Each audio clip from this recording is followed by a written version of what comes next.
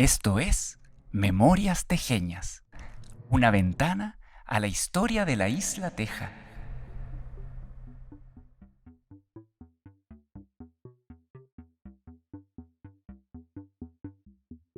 En la selva fría del sur del mundo vive la isla Teja.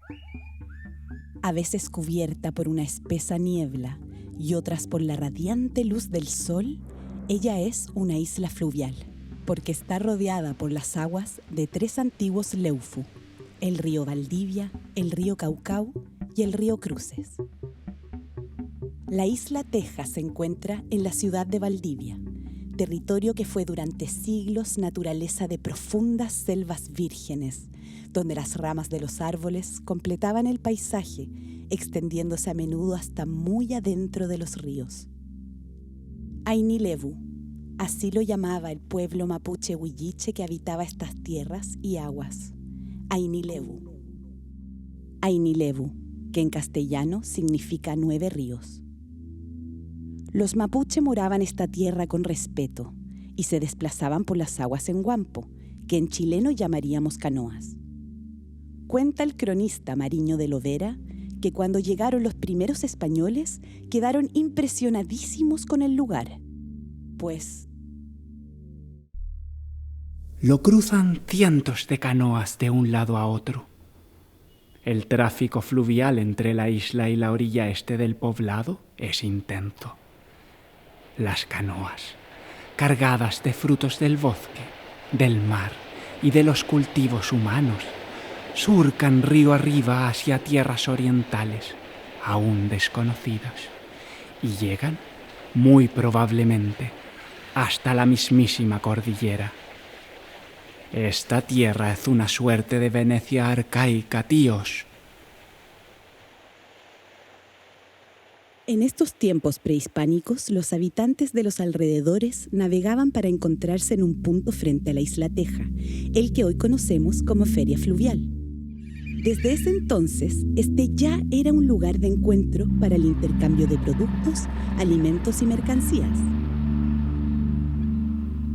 Comenzó la conquista española en el territorio de Ainilevu, que en 1552 los hijos de España nombran como Santa María la Blanca de Valdivia, a partir del conquistador de Chile, Pedro de Valdivia.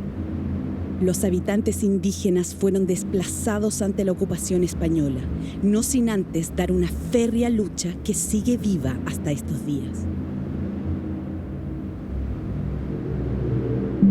Con el paso del tiempo, la ciudad de Valdivia fue desarrollándose, pero la isla Teja, ubicada frente al centro de la ciudad, era un territorio anfibio entre el agua y la tierra, constituida en gran parte por hualves y humedales.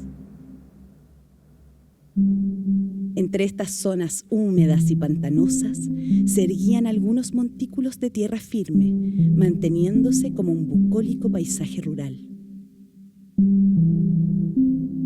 Durante la colonia, la administración española entrega la isla a un aristócrata de apellido Valenzuela para establecer allí una encomienda, sistema muy extendido en el Chile de la época, en el que se explotaba a los indígenas como mano de obra para cubrir faenas agrícolas. La isla fluvial de Ainilevu pasa entonces a llamarse la Isla de Valenzuela. En el siglo XVI, la isla vive un giro importante con su primera experiencia industrial. Se desarrolla en ella una célebre fábrica de tejas que concluiría dándole el nombre. La teja que se fabricaba era la teja muslera, pieza de barro a la que los artesanos daban forma moldeándola sobre el muslo. A pesar de que hoy no la vemos en la arquitectura local, los hallazgos arqueológicos dan cuenta de que esta teja fue muy usada en el pasado. Hasta el día de hoy, sigue siendo un misterio en qué parte de la isla se situaba esta primera industria tejeña.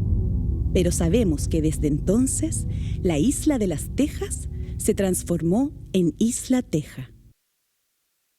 Entre mediados del siglo XIX y la primera mitad del siglo XX, la isla experimenta una importante transformación al ser dividida en 5 fajas por el gobierno de Chile y entregada a distintas familias alemanas recién llegadas al país. Con el tiempo, los Prochel, Anwanter, Rudloff, Hermann y Hoffmann desarrollaron prósperas industrias y viviendas para sus trabajadores. Cerveza, zapatos, azúcar y harina eran algunos de los productos que se elaboraban en el borde río de la isla, donde se ubicaban los edificios industriales. Frente a estos habían extensos muelles donde los barcos cargaban y descargaban en continuo movimiento. Detrás de ellos se levantaron las poblaciones obreras que habitaron los trabajadores y sus familias. Con el auge económico y comercial que trajeron estos exitosos emprendimientos, La Teja se posicionó como el gran núcleo industrial valdiviano. Relativamente aislados de la ciudad, sus barrios obreros se constituyeron como un pequeño pueblo en el cual su gente forjó una cultura propia, la que daría origen a la identidad tejeña, gentilicio del lugar. Separada y protegida de la ciudad por el río, solo podía accederse a la isla cruzando las frías aguas en bote o a nado. De esta manera, la vida tejeña transcurría entre las industrias, el profundo vínculo con la naturaleza y la red de vecinos que hacían comunidad, no solo para celebrar en las peñas y fiestas que se realizaban en la Plaza de los Jubilados, sino también para apoyarse en la adversidad. Conocida era la tradición de la canasta, que corría casa por casa recolectando aportes de todo tipo para ser entregados a la familia que sufría dificultades.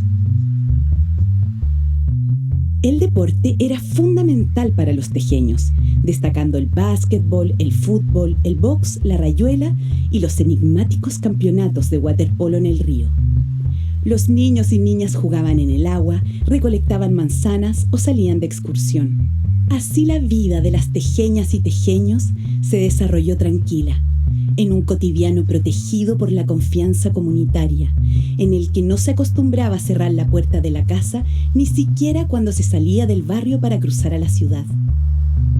Cuentan que el primer evento importante que cambió la vida tejeña fue la apertura del puente Pedro de Valdivia en 1954, el cual unió a la isla Teja con el centro de la ciudad de Valdivia.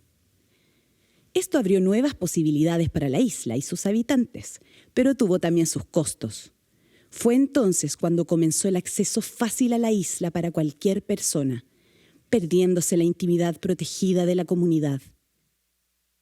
Despertóse el interés inmobiliario, a partir del cual el pequeño barrio obrero comenzó a verse rodeado de casas nuevas y modernos inmuebles, donde antes respiraba la naturaleza. Prolifera el relleno de humedales para construir y urbanizar. Luego vino el devastador terremoto de 1960, que marcaría para siempre la historia tejeña, al destruir las industrias que sostenían económica y laboralmente la vida en la isla. En medio de este escenario desolador, la Universidad Austral de Chile moviliza la economía local, dando empleo a algunos tejeños y atrayendo estudiantes. Las huertas de las y los tejeños se transformaron en cabañas para alojar a universitarios y turistas, importante fuente de ingresos para la población del lugar. El año 1987 se inaugura el Puente Cruces, que abre el tránsito hacia la costa, a la que hasta entonces se accedía por balseos a la altura de Torobayo. La isla se transforma entonces en lugar de paso entre la ciudad y la costa, aumentando su valor inmobiliario y turístico, así como la afluencia automovilística que recorre sus principales vías. Con el paso del tiempo, La Teja se ha convertido en un moderno centro urbano, residencial y comercial, cotizado y gentrificado. Entre restaurantes y edificios, aún late en su corazón un remanente vivo del esplendoroso pasado industrial que marcó el devenir de la ciudad, un barrio histórico donde emergen memorias lejanas y entrañables, La Teja antigua. Recorrer sus pequeñas calles es sumergirse en un vecindario que resiste al avance del olvido, donde las amistades a la vuelta de la esquina y el contacto con la naturaleza silvestre marcan el ritmo de una vida tranquila.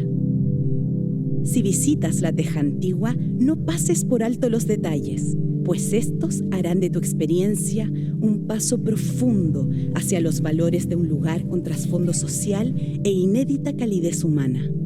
Un museo al aire libre que de seguro te cautivará.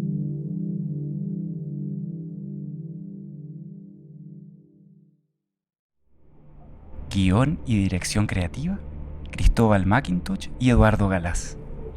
Registro y edición sonora, de Espacio en Construcción.